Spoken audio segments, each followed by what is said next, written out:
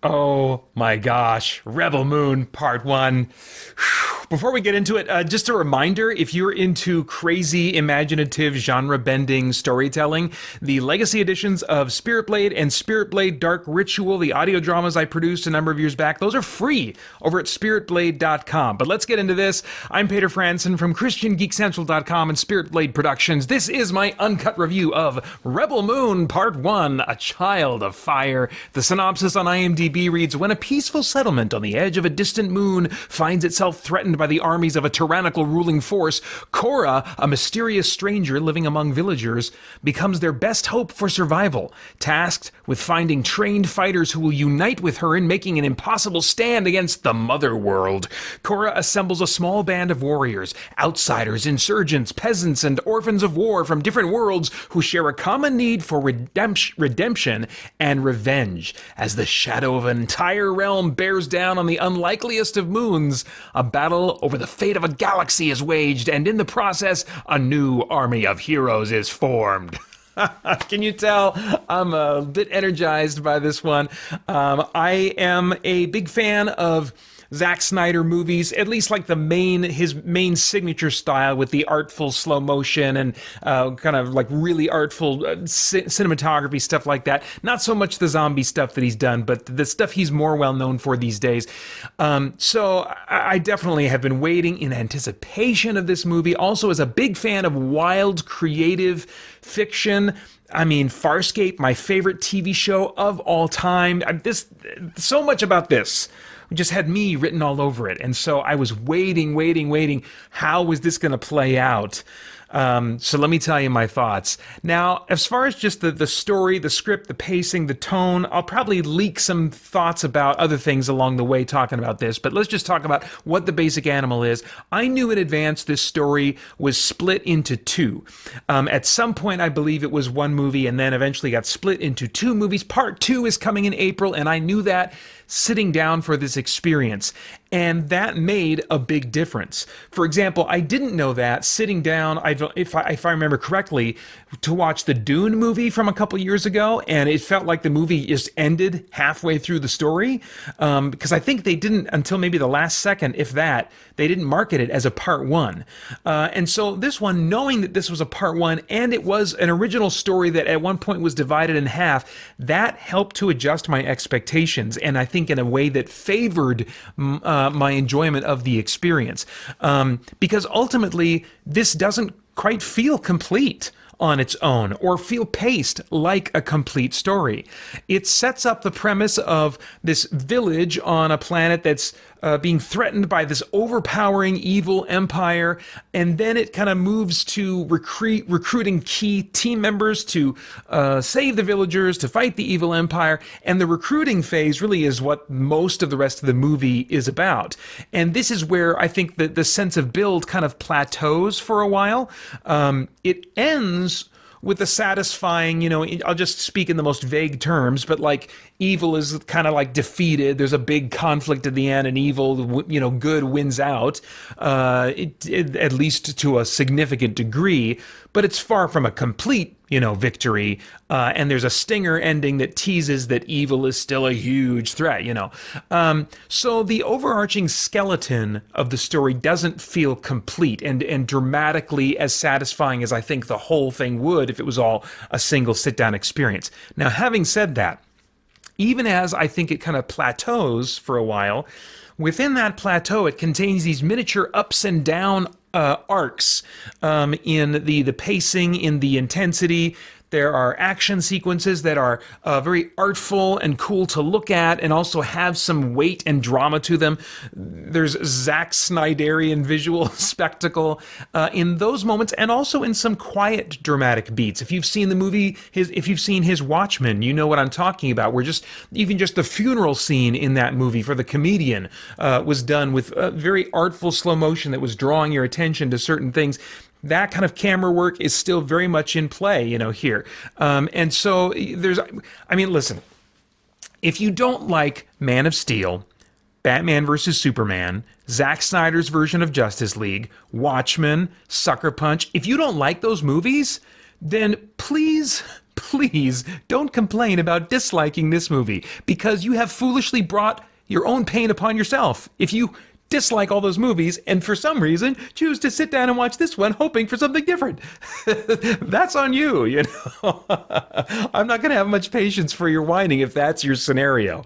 Now, if you do like those movies, this isn't the most Zack Snydery of the bunch, but it's definitely still his signature style. And I can't wait for word of a release date. I don't think we have one yet for a release date for the director's cut of Part 1, which is supposed to add an hour to the runtime. Yes, that's adding, because this one's like 2 hours and I don't know, 15 minutes, 2 hours, 10 minutes, something like that. So that's adding like basically half again the runtime of Part 1. So it will likely be a very different experience and probably a lot more Snyderian. But I'm not reviewing this version of the movie based on my hopes or expectations for the director's cut, you know.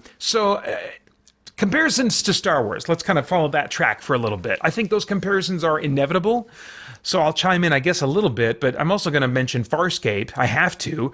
Not since Farscape have I felt a true sense of wonder at a spacefaring story like I felt here.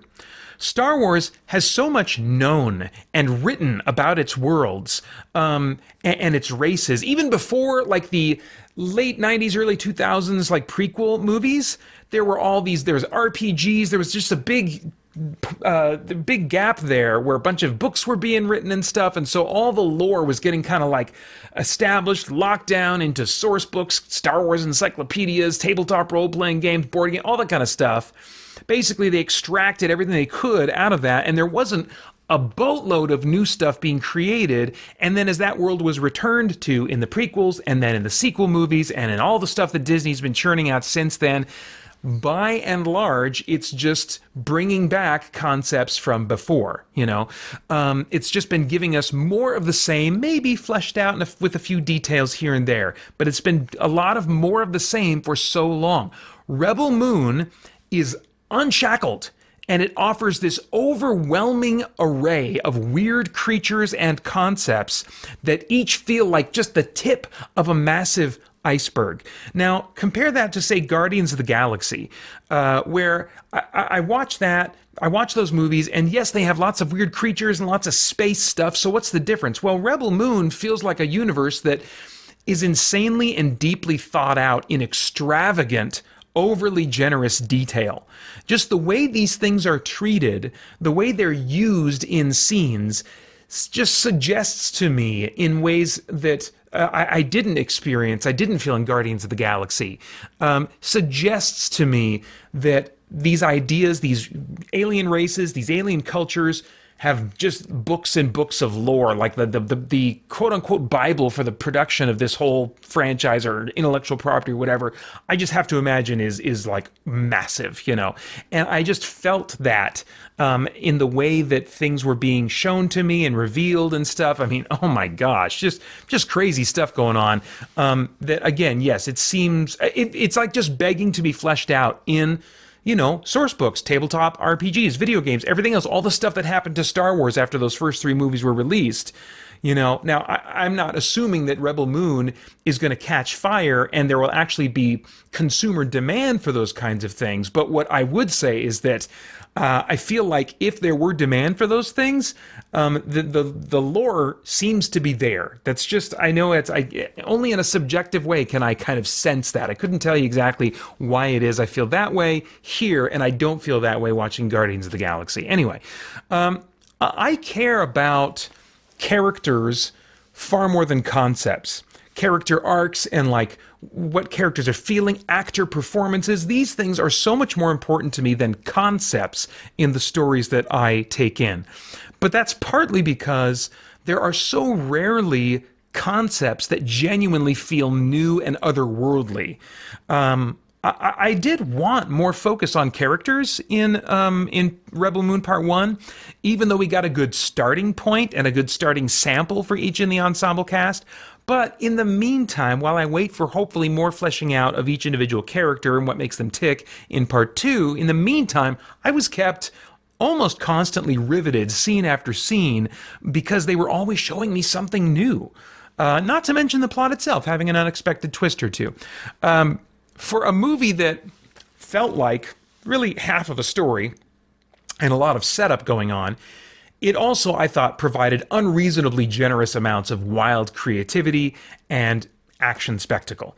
Okay, so the cast, I'll just share brief thoughts about the cast. Sofia Boutella carries much of the movie as the main protagonist, Cora. I thought she had nice emotional access, and she combined emotional vulnerability and this kind of sense of fragility with a fierce strength and determination.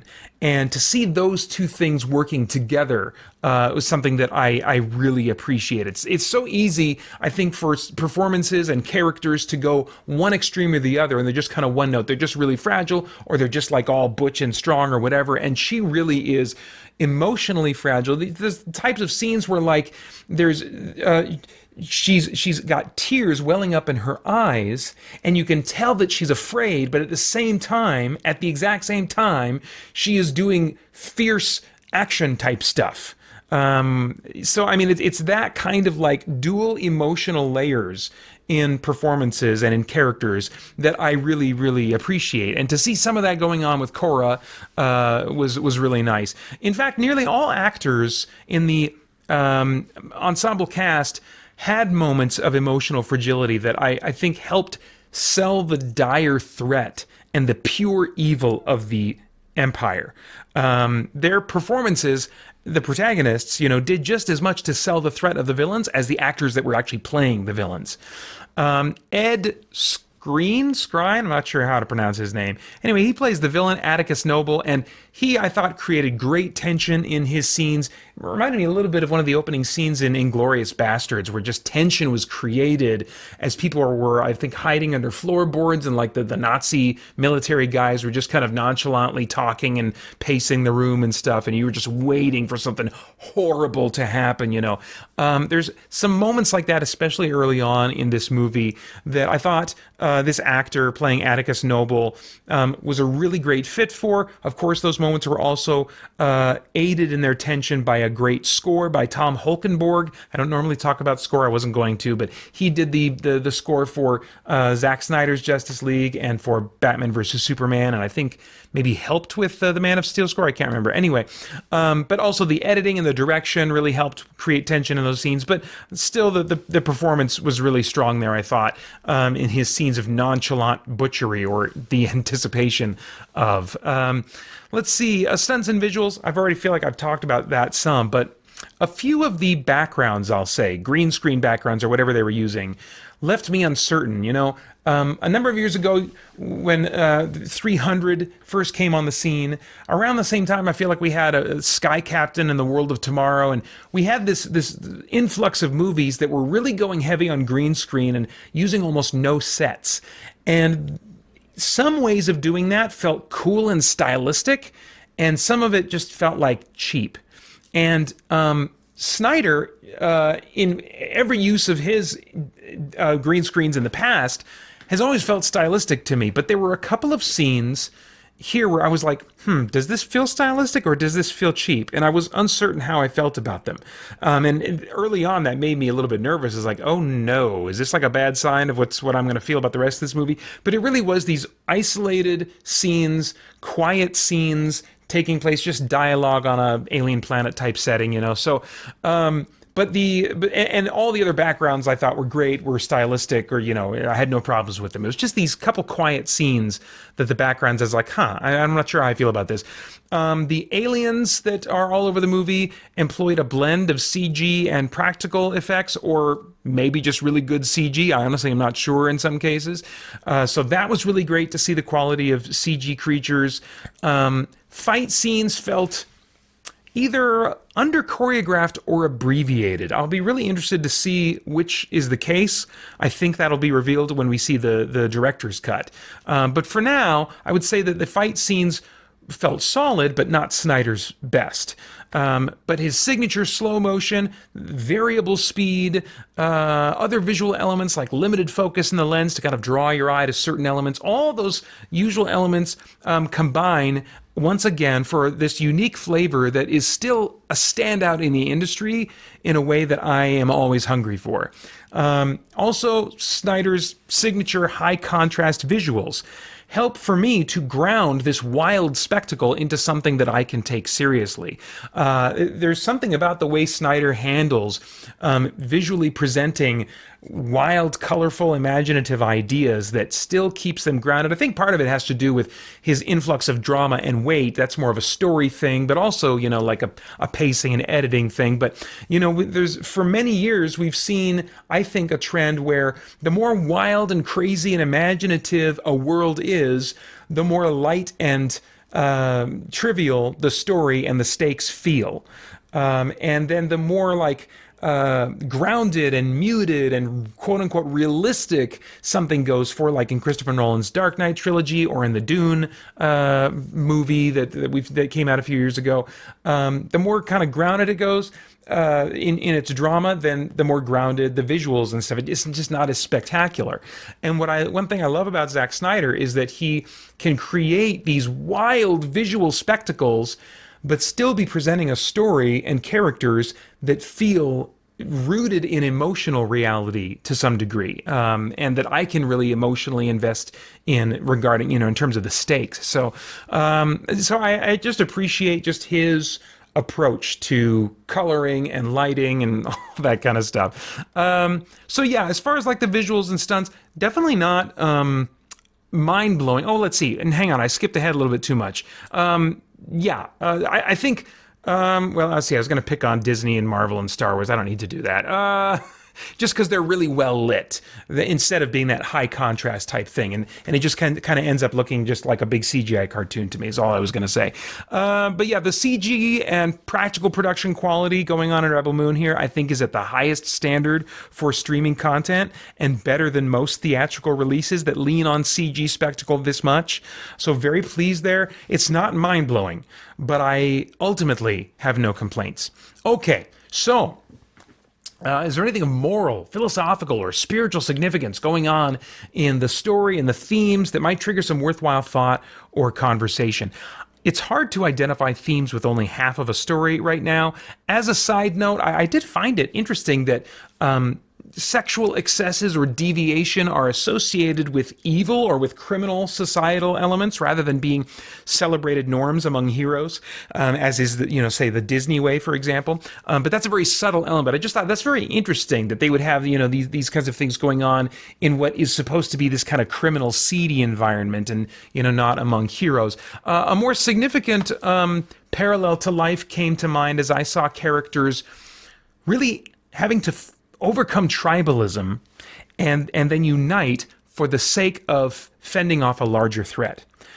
Internet culture has made it easy for us to find people who think very much like we do, and then to just kind of stick to those people in our online interactions, while merely seeing others as groups that we just kind of voice our disagreement with, but we don't really develop connections with them. As Christians, in terms of our online behavior especially, I think we need to learn better how to connect with others and embrace areas of agreement, while also acknowledging where we differ in thought, without that being something that halts our developing connections or keeps us from doing good together. Because like Rebel Moon's evil empire, there is evil influencing our world that, like the evil empire in this movie, cannot be reasoned with. It's just going to keep coming. And there are people like the farmers in the veldt in this movie that are giving themselves over to that evil without a fight. And so with sort of Korra's blend of compassionate vulnerability and fierce determination, we need to link arms in both truth and love at the same time as we see those enemy dreadnoughts approaching. All right, now I have no idea what your tastes are in movies, but if I were a time traveler, I'd go back in time and say, Peter, watch it. It's going to be a great night with your wife and your fellow Snyder-loving son of your two boys. It's incomplete as a story, but considering that, it's also very generous in other ways and is a very satisfying introduction to an amazing new fictional world. This one's rated PG-13 for sequences of strong violence, sexual assault, bloody images, language, sexual material, and partial nudity. And those are all of my thoughts for now on Rebel Moon Part 1, A Child of Fire. I'd love to get your thoughts and reactions in the comments below. Please like, share, subscribe, click that bell to stay connected, to be notified of new videos coming out. I want to thank the Spirit Blade Insiders for making this review possible. You can get info about the benefits of joining over at patreon.com/SpiritBlade Productions. Then I hope you'll check out our podcast and stay connected to all CGC content over at christiangeekcentral.com as we continue to geek out and seek the truth. I'm not interested.